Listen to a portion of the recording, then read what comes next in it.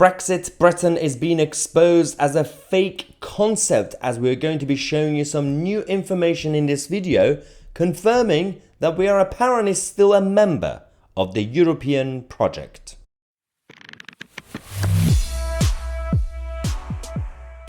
Oh, how surprising. It's not really that shocking. We've already been talking about over the last couple of years the problems with so-called Brexit Britain, with the way we had the withdrawal agreement, the fact that we still have parts of the kingdom, the Northern Ireland, being part of the single market, the customs union. We got the European Court of Justice involved and all the other issues. We already knew that this Brexit deal is not really Brexit. Yes, but we're going to give you more information, some new revelations, more technical, detailed stuff about how this was not just a betrayal, but actually completely fake. So, first it was about Theresa May. Theresa May and Juncker, they were the first ones to negotiate the deal. And obviously there were a lot of issues with the first deal. And then we had Boris Johnson and Ursula von der Leyen. Ursula von der Leyen came and said, okay, let's talk again. Then they renegotiated the agreement. And then we discovered it was the same deal. It's just a little bit different, and it just basically, they just changed it was window dressing so that the members of parliament could vote for it.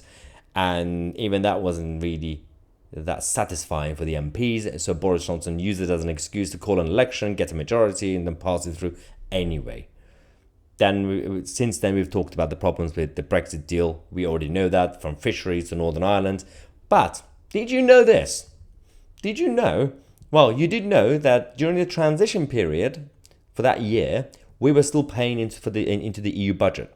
Did you know that since the transition period ended, we have still been paying towards the European Union budget? Yes, this is absolutely embarrassing. According to brexitfactsforeu.org, the payments to the EU been arising from the withdrawal agreement and Theresa May's divorce bill. Number one, UK payments since the full exit on the 31st of December 2020. Remember that date? Yep, we all celebrated. The UK has now paid £20 billion to the European Union since the full exit date. So that's since the 1st of January 2021, we have paid £20 billion. And you can see the graph in terms of the months that we've had. It's been going up and down, but relatively it's been the same number every single month. The second point is, this one we already knew, that the UK payments to the EU, obviously during that transition period between February and December 2020. UK paid the European Union almost £13 billion during that transition period. Now put this number next to the first one. That is a £33 billion that we've paid to the European Union since, well, we voted to leave the EU, well, since we actually finalized the agreement. So transition period and since the completion of the whole thing. Now, one of the areas that we have actually discovered is that even the House of Lords, even the pro-EU House of Lords, their committee came and they said, actually, from the beginning, we had no legal obligations to pay anything into the EU budget after we triggered Article 50. So on the 4th of March 2017, when Theresa May triggered Article 50 and we started to negotiate, they said, number one, House of Lords, number one, Article 50 allows the UK to leave the EU without being liable for outstanding financial obligations under the EU budget and related financial instruments, unless a withdrawal agreement is concluded which resolves the issue. Okay, second point.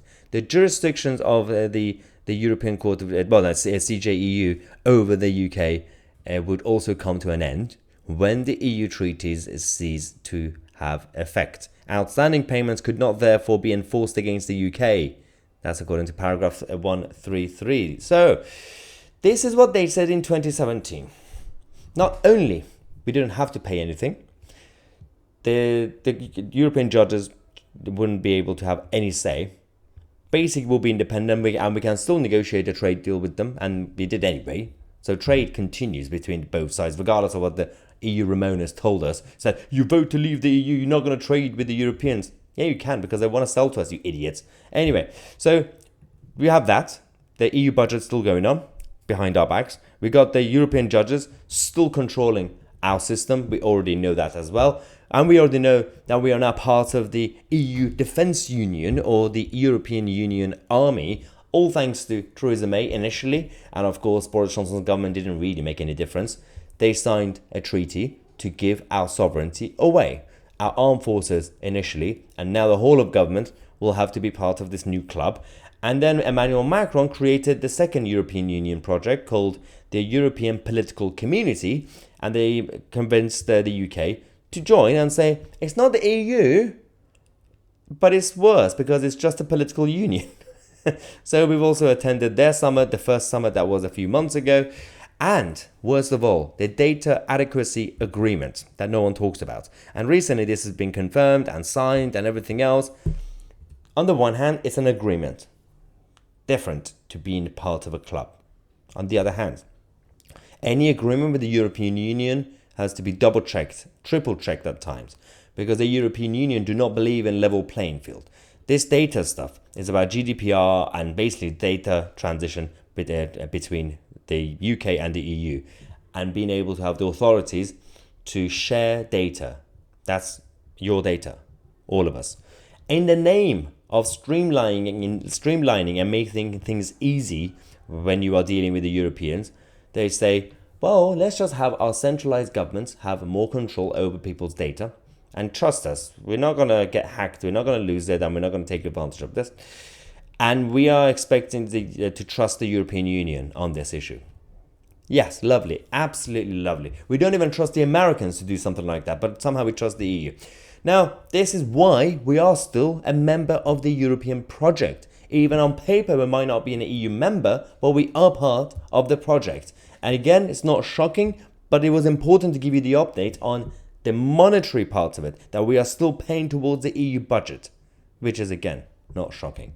Let me know what you think. I'm Tousi, and we are the media.